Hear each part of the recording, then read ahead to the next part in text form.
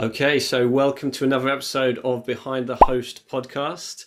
Another exciting day today, and another host who is specializing in hospitable hosts. So really excited to have you on today.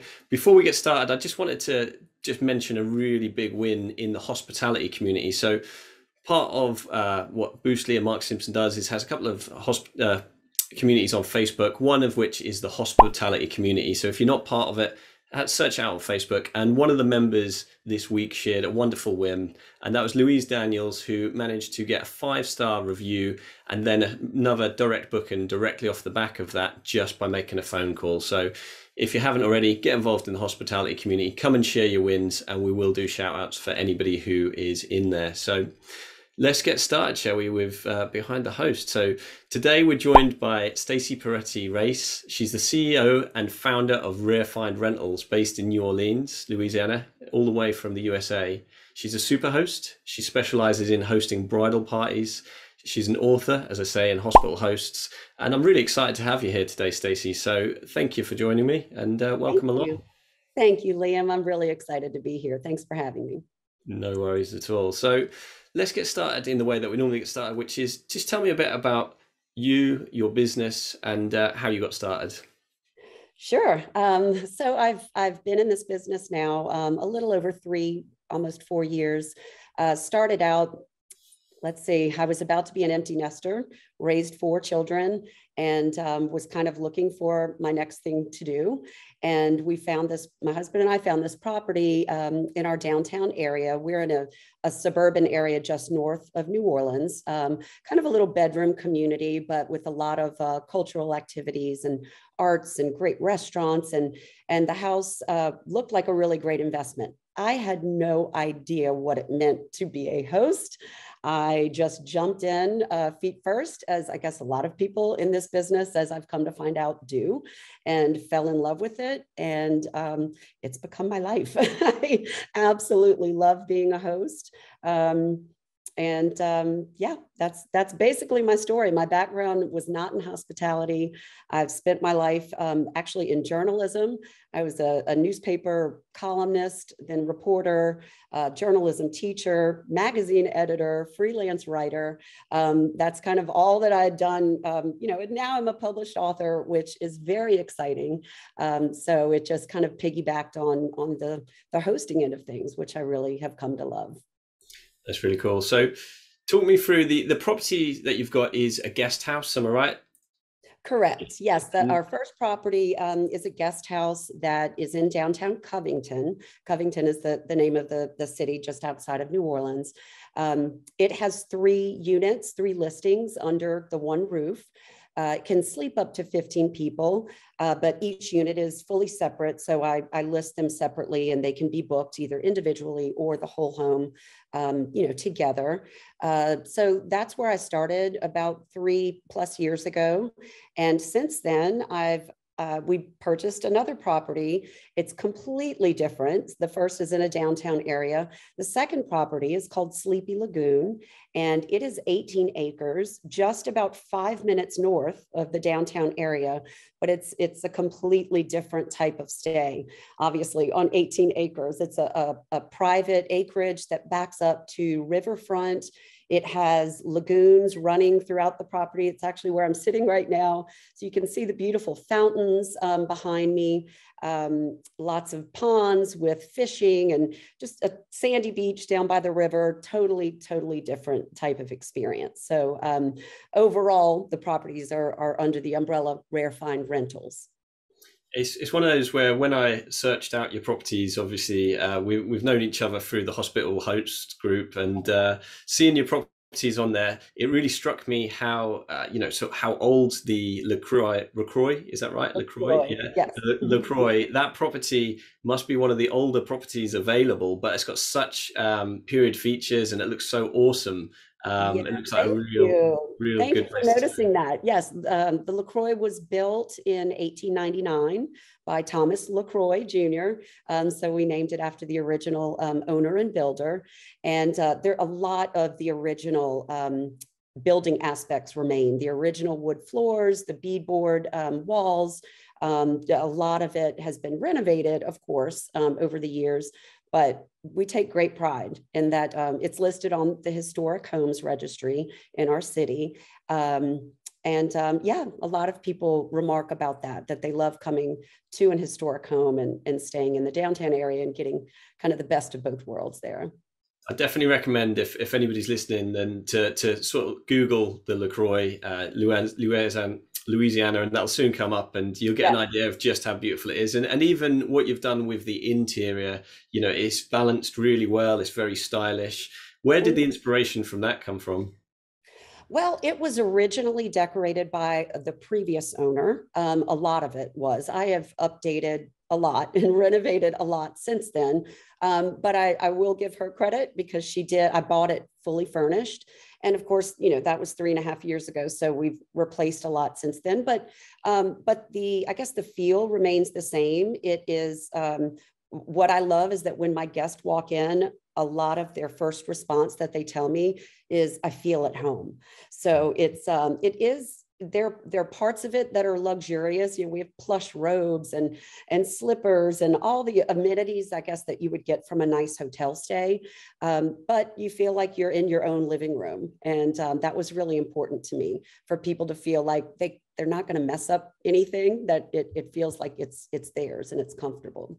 It's certainly a beautiful place. And obviously on Behind the Host, what we like to do is really dive down into some of the tools you use, how you attract guests, and share with the people listening so they can pick up some of the tips and you know, maybe emulate what you've done in your business in their business as well. So let's talk about your guests who come and stay at the LaCroix and you know, at your second property now. Who are they? What type of guest are they? What are they looking to? Are they coming for holidays, for work, and that side of things?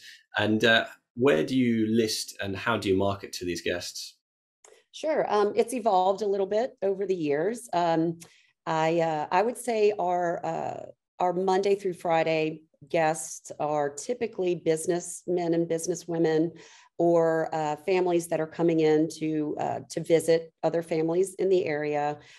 We also do have in downtown Covington, we have some really well-renowned medical professionals. So I do get weekday guests that come in for procedures from out of town and stay at our place to recuperate. Our weekend guests have really evolved over the years into bridal parties, which has become my specialty. So pretty much every Friday through Sunday, we will have the whole home, all 3 units at the LaCroix, booked out by bridal parties. Normally, bridesmaids that get ready, they have their makeup and hair, you know, professionals come and they get dressed together. They might do a photo shoot in the home, and then get picked up there to go to their wedding. Nice. Do they get the photos done there? And do you use A that lot similar? of them do, yes. And so that's kind of how this second property evolved. I started having 2, 3, 4 people on waiting lists for a particular weekend, because there's just not that many places in our area that specialize and open their properties up to groups of that type. In fact, when I first purchased the property, the previous owner warned me against, just do not deal with bridal parties. They are the worst. And I stayed away from it for a while, until one of my really good friends had her son getting married, and she asked me about the home, and I said, what the heck, let's do it. And of course, then it just kind of started that wheel. He told someone, they saw the posts, and it just evolved. And so I kind of become known as, oh, that's the lady that runs the bridal place. So because I did have a waiting list at the LaCroix, we started opening up Sleepy Lagoon, which is also our personal property. We live here on the 18 acres in a separate home. And out here, there are really beautiful places for bridal parties to take their photos before either the whole party or the couple. We have bridges and fountains and lots of beautiful flowers. So it's really a gorgeous area. You know, let's just dive into that. So what you've done is you've you know, hosted a friend, you know, friend sort of twist her arm a bit and done that, and really you've discovered through doing that, actually it's not as bad as everybody says it is, and you've decided to go ahead, you've taken action and done that. And then you've actually found your niche. And this is something which we talk about a lot of the time. You found your perfect guest avatar. And when everybody else is steering away from a certain type of guest and you're actually welcoming them, then you're going to get more of that. And that's why you've built up a waiting list. And you've done the right thing where there's a demand there before you've even opened your second property. And as you say, that second property is even more perfect for your main avatar's needs. So that sounds really cool. So I really like that. Well, thank you. Talk me through what is the differences then for the people listening. What is the different kind of things you have to consider when hosting a bridal party over your contractors during the week? That's a great question. And I've learned over the years, it's just kind of evolved from what they ask for, what they need. There are certain things in my properties, full length mirrors. Obviously we need about, I don't know, 4 or 5 in each listing because the girls need that when they're getting dressed, and spaces to get ready, for putting on their makeup. And then really importantly, when they get back in the evening, for taking off their makeup so that they don't ruin the white towels, the black makeup towels that say makeup on it. You just said exactly what every listener is thinking, going, but what about all the makeup? What about my towels, right. my precious whites? So Yes. how do you deal with that?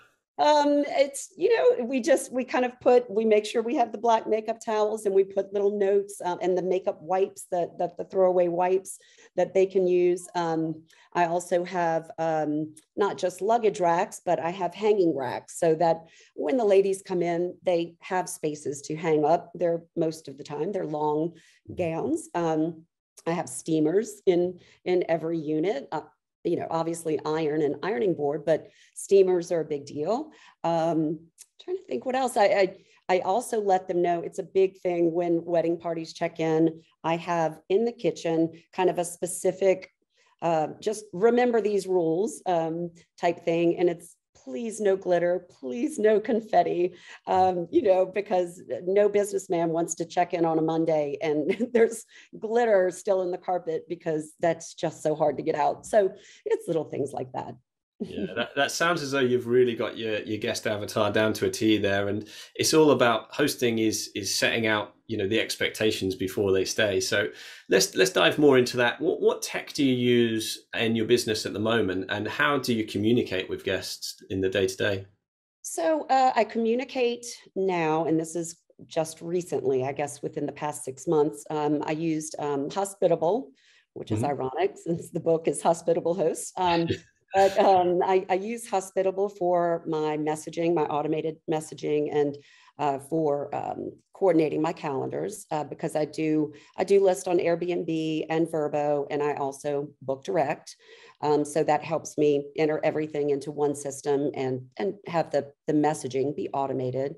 I also use Price Labs, which was a game changer for me. I would say the first year in this business, I just set it and forget it. I think I had a $10 bump on weekends compared to weekday. I had no idea what I was doing.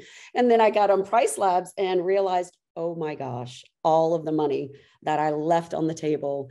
It was 3 to 4 times more on the weekends what people were willing to pay than how I had it listed. So that was a game changer for me. I use StayFi, which has been wonderful. For those that don't know about StayFi, it's a very easy system to set in place that helps gather all of your guests' email information, not just the person who lists with you. So that has helped me set up email lists for automated messaging, events and discounts, and that type of thing for my guests. I'm trying to think what else. Noise Aware. Obviously, QuickBooks, that's been my friend for all of my accounting purposes. And some other things that just internally that I use every day, my Ecobee app to help with down here in Southern Louisiana. It gets very humid, very hot, and being able to automatically control the temperature remotely is a big deal. So yeah, all those have been really important to me. That is such an awesome tech stack because, some people think that with tech stacks, you've got to, be a massive multiple short-term rentals across many places. Whereas you've just proven there that just by implementing, like you say, for messaging, you've got Hospitable for the price thing, which is, it can blow your mind, can't it, with how much more you can make compared to what you were making before. So that is really awesome. Out of all of those bits of tech, which one would you have to say has been the one which has been the real game changer? Is that the Price Labs? Probably Price Labs. Yes, definitely on the financial end, Price Labs. But as far as time, and it doesn't have to be Hospitable, whatever system you use. I was so hesitant for years. I shouldn't call it a hesitancy. It was more a paralysis because of the analysis. And I've got it right here next to me. My kids call it my Bible. I mean, this is my day book, my planner, and I did all of it on paper, and that just became too overwhelming, very overwhelming. So to be able to see every morning when I wake up, here's what's happening today, tomorrow, this week, and it's all in one place across all of the channels and direct bookings. That's been huge for me. So let's dive into that. You mentioned your day book and your routine there. What does your day to day look like as a host? You've got your bridal parties coming, you're managing your contractors during the week. You've now got two different sort of listings and very different kinds of buildings. What does your day to day look like? It could be anything. Other than my two housekeepers that helped me, shout out to Alexa and Abby. They couldn't do this, wouldn't want to do this without them. But other than them, and my handyman Danny, I do everything myself. So today, actually, when I leave you, I am going to clean one of my units myself. I do that every now and again, number one, because I actually don't mind doing it. I enjoy being in my spaces and getting it ready. That's how it started for me. I spent my whole first year and a half cleaning everything myself. And I like to get in there and restock and, take inventory and just kind of do the inspection, maintenance type thing. I can be found doing everything from cleaning to pulling weeds to answering phone calls to sending invoices. Everything. It's accounting, marketing, all of it. Social media. I'm a one-stop shop. So that's cool. And do you know what? It's such an important part because that's how we learn what needs to be done. Yes. You wouldn't know what necessarily needs to be done if we're not hands-on. So definitely an important part. So true. You mentioned that you market in different channels. First one, I just wanted to mention for people who are listening, Airbnb recently made a change with their summer 2022 release. And one of those changes is that you can now find places by categories. So one of the things you can do, for instance, guest houses can now be found through categories, which that wasn't before. So definitely worth checking out. But the one that I wanted to dive into that you mentioned was the direct bookings. You can take direct bookings. So how do you take direct bookings, and have you got any tips or tricks to be able to do so? I love this question because, and you did not know this before this interview, but I am currently in Mark Simpson's 90-day boot camp. Amazing. And yes, because I have a website for LaCroix Covington. It's LaCroixCovington.com, simple enough. But for this new property, Sleepy Lagoon, I do not have a website yet.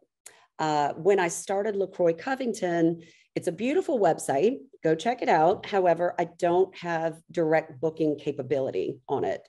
Never started it that way. I just haven't done it.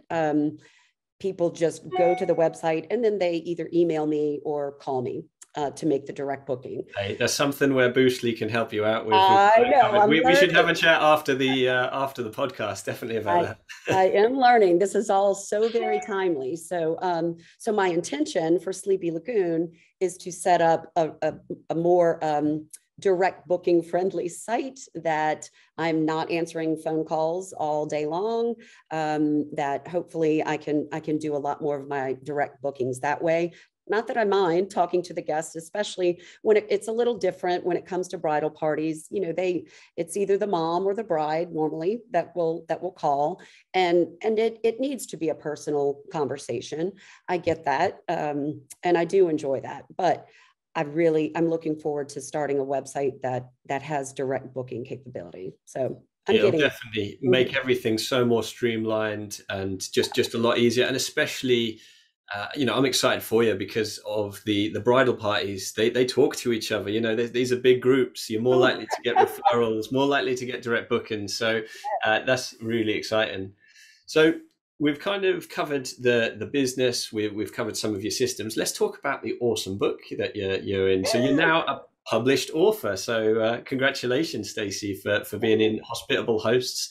And for those who don't know, who have tuned into either the live or if you're listening on the podcast, Hospitable Hosts is a project which was developed by Jodie Sterling about 6 months ago. She had the bright idea to get hosts from all over the world to collect stories to inspire, motivate, and educate other hosts. And she's brought 40 hosts together in one book and taken a chapter from each of them so they can each tell their stories. And the book itself is released on the 16th of May 2022. So depending on how you're either listening to this or how you're watching it, you know, you'll be able to go and check it out on www.hospitablehosts.com and be able to put your name down for the waiting list or make a purchase through there. So Stacey, what got you involved with the project, and what does being a hospitable host mean to you? I am a firm believer in being in the right place at the right time, and the universe kind of putting you where you need to be. And I had never met Jodie, just happened to see a post that I think it was on Facebook. And I thought, well, wait a minute, this combines the two things that I love most, writing and hosting. And I kind of felt like, and I'm sure everyone feels this way, everyone's story is different. My story is pretty unique, as is everyone's, and I wanted to tell it. My beginnings in this business did not start out really good at all. It was very, very tough. My mom actually passed away the week that I purchased the property, very unexpectedly. And she was my rock, and she was the one I thought was going to really help me with this project. And all of a sudden she was gone. And I tell the story in my chapter of how that came to be and the difficulties that I had. I purchased the home, my first home, the LaCroix, from the previous owner, who was a host herself. She had been operating it as an Airbnb. And because I knew nothing about the business, when I bought it, she said that she would add me on as a co-host on her account. Great. Did that. But then after the act of sale, she actually closed the account, which meant while I was sitting by my mother's bedside in ICU, I got the word that every single booking that she had told me was coming, you know, and there were over 100, was canceled. So that was my first month, I guess, of being a host. She had given me, thank goodness, she had given me a spreadsheet that had all of the future bookings, their name, their date, and their phone number. So I spent that first month picking up the phone and calling every single guest and explaining to them kind of the situation. They thought I was a huge scammer. You know, who does that? And I had to convince every single one of them, like, I'm not a scammer. I'm real. No, I've never hosted anyone before, but I promise it's going to be a great experience. The house, I bought it as is. You know, it'll be a wonderful stay. And of those 100 plus guests, potential guests, there were only 2, I believe, that didn't book with me. So I didn't know about booking direct at that point. I set up my own account on Airbnb, and I had them, it was like a floodgate. Within the first month, I had over 100 guests rebook with me. And I was an unknown host. So I understand now, and I think it's interesting what Brian Chesky came out with some of this new way of thinking with the properties and the categorizations. I love that. But I think it's really interesting looking back on my situation, because when I first started hosting and I called Airbnb, And I was so new. I said, wait, you don't understand. Yes, I'm a new host, but it's the same property and it's exactly the same experience. And they told me, which is great, that their business wasn't built around the properties, it's built around the hosts. And so I took that to heart, and I see the importance in that. But I also feel with the new things that are coming out, I think they're understanding that it needs to be a little bit of balance of both, because the experience of the property, in my opinion, is just as important as the experience the host gives you in that property. Definitely. So I like the way it's evolving. It's the balance of both, isn't it? It's the balance between having a host who understands, is empathetic to your needs, and having that property, and that property being everything you expect it's going to be. And just, it's so inspirational, Stacey, to hear your story and how you've overcome, the challenges and just to get started. I'm really excited to read your chapter of the book, and I encourage everybody who's listening to to do the same, to pop their name down on that hospitablehosts.com and to register for the waiting list, because it's going to be so awesome. And there's so much knowledge, and there's so much people. If somebody was in the same position as you and you're listening and you're thinking, well, I want to get started, there's some lessons in there which could really help. And I think the biggest one that I wish I had had this book. Well, yeah, yes. The biggest one that I've taken away from that is just picking up the phone. Do you know what I mean? Just picking up the phone, start building those relationships with both Airbnb, with your guests, and to actually find the way in hosting, which is exactly what you've done. So yeah, that's really cool. What does the future hold then, Stacey? What is the future of Rare Find Stays? So Rare Find Rentals. I anticipate the future possibly being 2 different bridal parties at each property on the weekends, and expanding maybe week-long stays out here at Sleepy Lagoon for people that want to come and have an experience just outside of downtown Covington. And we're less than an hour drive from downtown New Orleans. But they get a completely different country type experience out here. And we've got fishing, we've got geese. We've got deer. Sometimes you'll see 4, 5, 6 deer running across the field. We've got a bonfire in the back, and it's a really amazing place that is very special to me. And it was my mom's property, and so I moved out here after she passed away, and it's beautiful. It's been featured on HGTV. It really is a gorgeous space. So I anticipate hopefully spreading the news that Sleepy Lagoon is open for those type of events, and just special gatherings for families to celebrate special things. The passion really shows through, and you can see how people are going to really become excited about going there, but also how they're going to build those memories which are going to last a lifetime, because there's just so much to see and do, and especially for such special occasions for the bridal parties. So what we like to do, Stacey, towards the end is to sort of fire a couple of quick fire questions at you. Now these can be as long or short answers as you like, but they're just a bit of fun and something a bit different. So what time of day are you most productive? Ooh. Probably between 9 and 11 p.m., 9 and midnight. I'm a night owl. So yeah, and being a writer, that's normally when throughout the years, my kids would not be needing me. So I would get most of my stuff done. Now that my kids are all gone, in the mornings, I guess, but I'm pretty much a night owl. Yeah, that's cool. That's it is the time where everybody's asleep and you get some you time to do what you want to do. So what are you excited about in life right now? What it doesn't have to be business wise, can be if you want.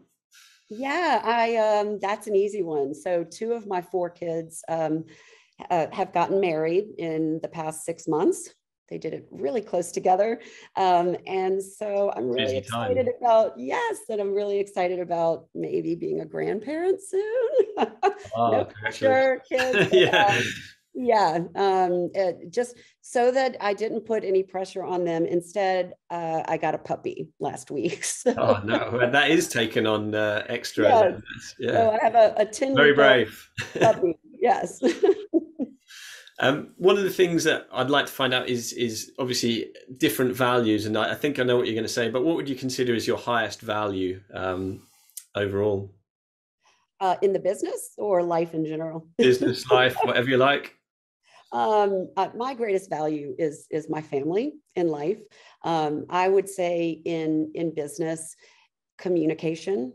I'm a people person, and I love getting to know the background of why my guests are coming, what brought them there. I'm the type of person, I met a elderly woman in the checkout line of the grocery store years ago and struck up a conversation. She looked a little confused, and come to find out she was from many, many states away up north, and she was in town alone with her husband who had just had surgery.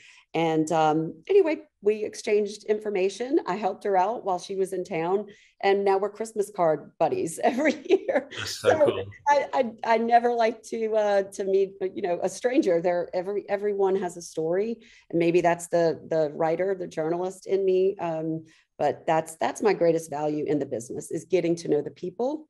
And I think that's what we all want in life, is to be seen, to be heard, to be known.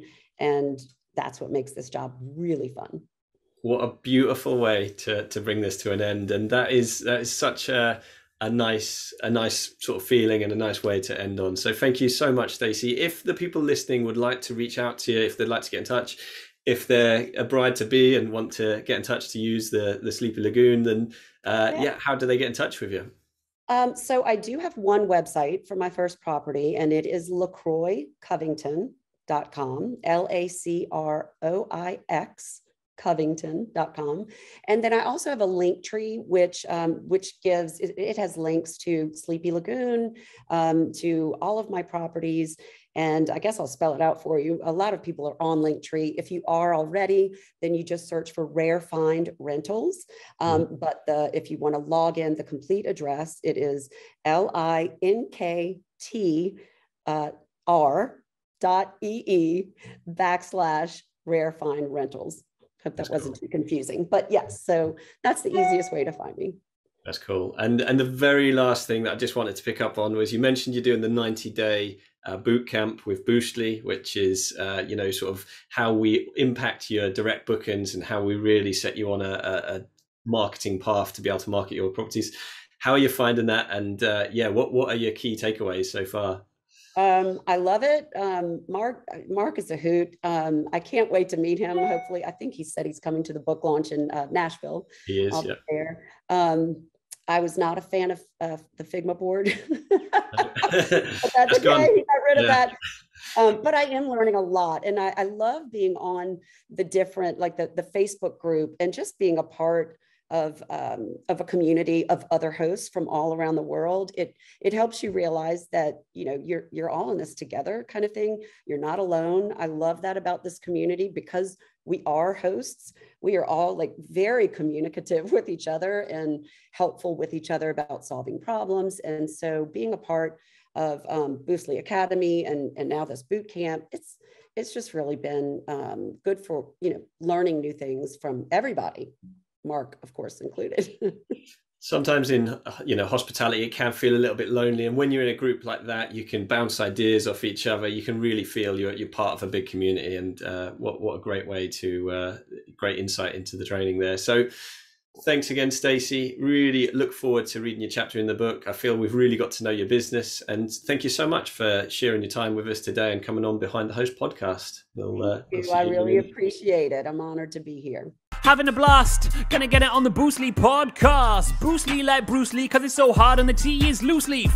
Making up those rhymes, don't write it, just do it loosely.